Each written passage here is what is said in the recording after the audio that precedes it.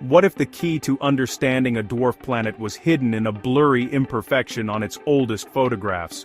Out at the frozen edge of the solar system, nearly 6 billion kilometers from the sun, Pluto had a ghost, a massive companion that would force us to rewrite the rules of what it means to be a planet. This isn't just about a moon, it's about a cosmic partnership that is violent, frozen, and deeply, weirdly connected. The story of Charon, Pluto's shadow twin, is one of internal rupture and chemical gifts. Let's explore this together. Accidental discovery. How does one of the solar system's most significant discoveries happen? By seeing what everyone else throws away. The year was 1978, specifically June 22nd, when astronomer James Christie at the U.S. Naval Observatory was wrestling with photographs of Pluto. He noticed that while distant background stars were perfect points of light, Pluto was a smeared blob with a bulge. If the telescope or atmosphere were the issue, everything would be distorted, meaning the bulge had to be real. Christie hunted archives back to 1965, noticing the bulge systematically moved over time. He and his colleague Robert Harrington meticulously tracked the bulge, realizing it orbited Pluto every 6.4 days, perfectly matching Pluto's known rotation. This confirmed a massive, tidally locked companion. Christie named the moon Charon, a personal nod to his wife Charlene, whose nickname was Char. Inspired by his interest in physics, where particles often end in "on," he added the suffix. By an almost unbelievable coincidence, the name was a perfect mythological fit, as Charon was the spectral ferryman who carried souls across the river Acheron into the underworld ruled by the god Pluto. The name was officially adopted by the International Astronomical Union in 1986, cementing this accidental find as a cornerstone discovery and revealing a secret that had haunted our earliest images for years. The double planet.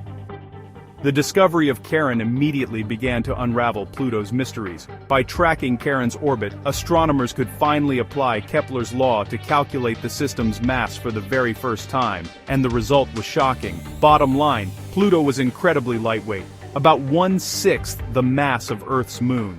Charon itself possesses a substantial 12% of Pluto's total mass, a ratio far greater than any other major moon in the solar system. Earth's moon is only about 1.2% of Earth's mass for comparison.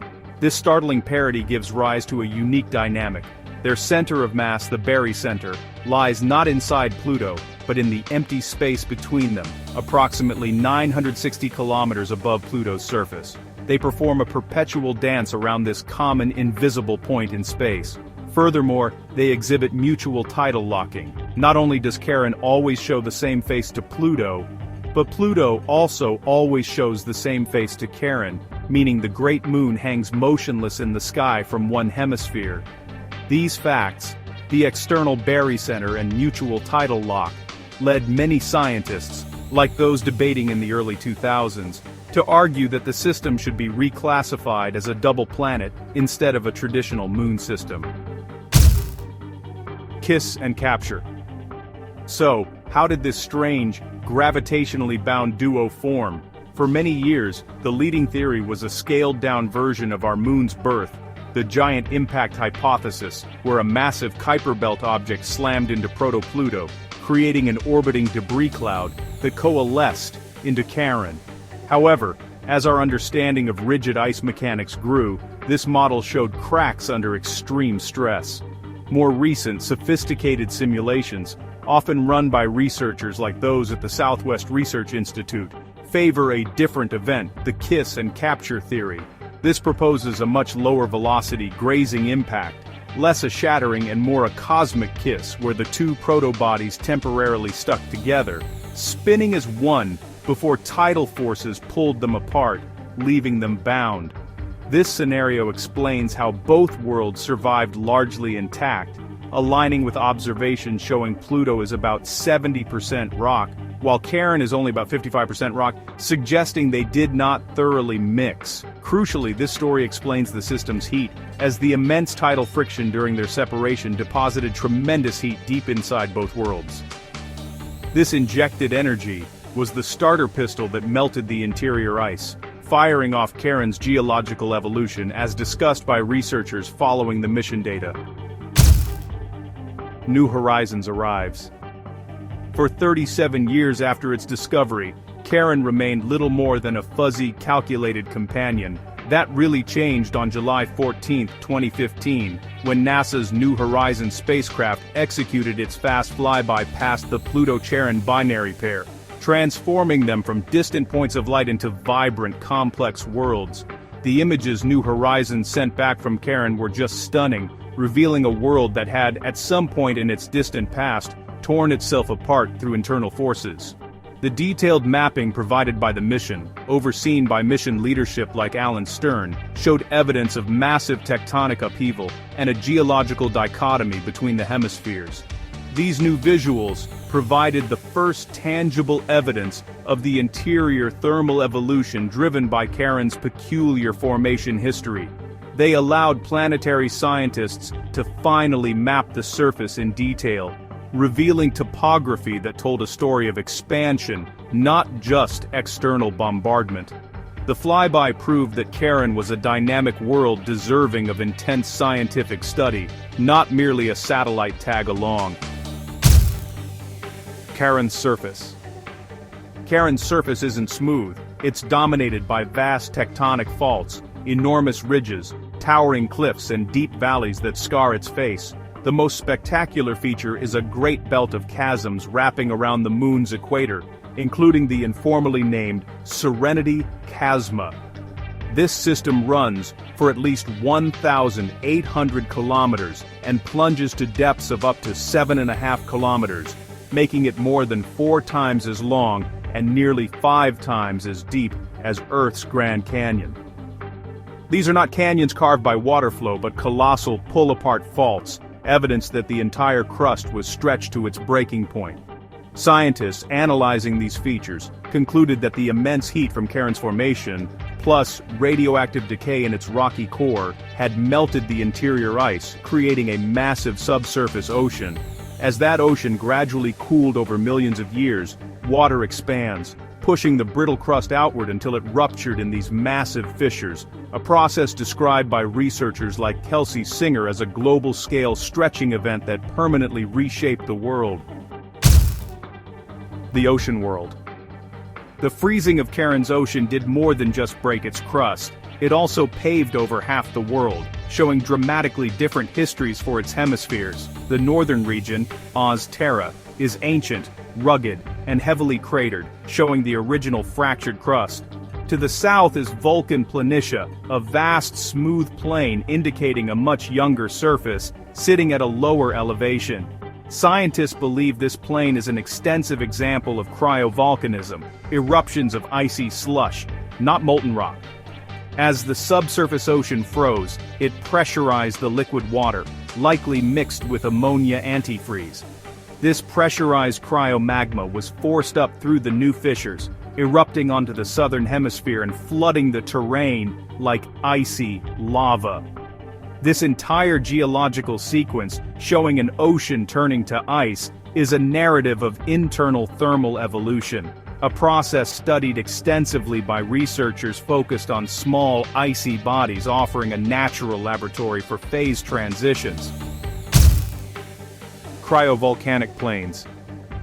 These icy lava flows created the smooth plains of Vulcan Planitia, which are, starkly different from the tortured lands of the north. Scattered across these plains are large, isolated mountains such as Kubrick Mons, which appear to sit in strange depressions or moats. These may be colossal blocks of the older northern crust that broke off, rode along like icebergs on the cryovolcanic flows, and then became stranded as the plains froze solid around them. These features strongly support the idea that the expansion-driven fracturing provided pathways for the liquid interior to reach the surface in the south. This evidence of cryovolcanism is actually crucial context for understanding other icy moons in the outer system, like those of Jupiter or Saturn. The presence of ammonia suggests a strong antifreeze mechanism was necessary to keep the ocean liquid long enough for the entire internal freeze-out to occur, a concept explored by planetary chemists such as Francis Nimmo in models of icy satellite interiors. Mordor Macula. Perhaps the most visually striking feature on Charon is its north pole. Capping the top is a massive, dark, reddish-brown stain informally named Mordor Macula, after the black land from The Lord of the Rings. This color is almost certainly caused by tholins, which are complex organic molecules, a reddish, tar-like substance formed when simple compounds, like methane, are irradiated by the sun's ultraviolet light and cosmic rays.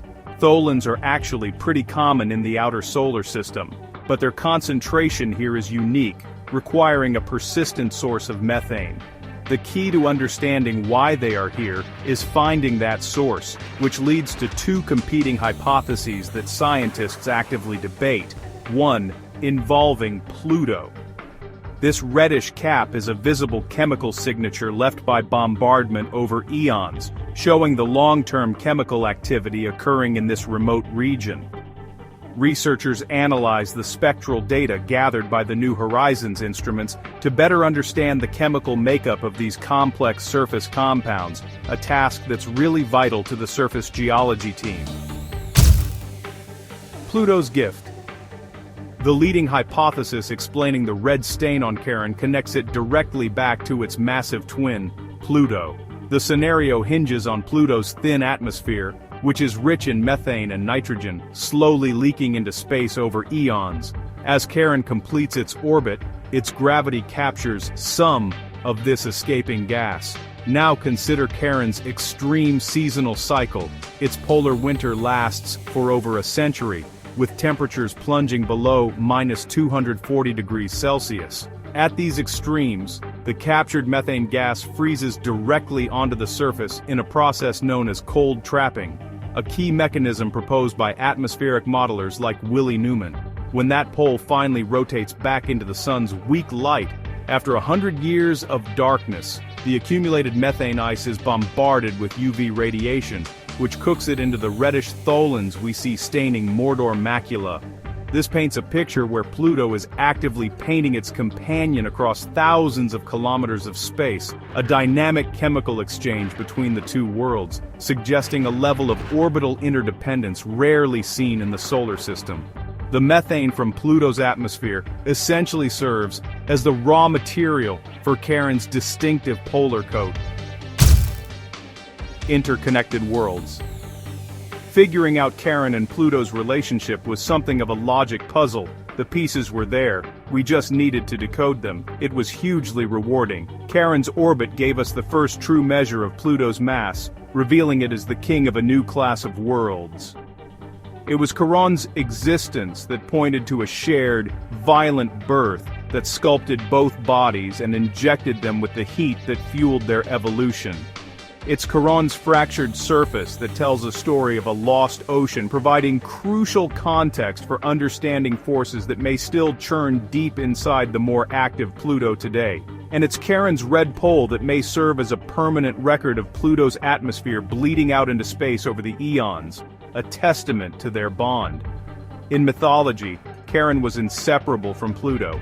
Science has proven this connection is profoundly true, revealing a unique binary system locked in an eternal, silent dance, as emphasized by mission scientists throughout the analysis phase.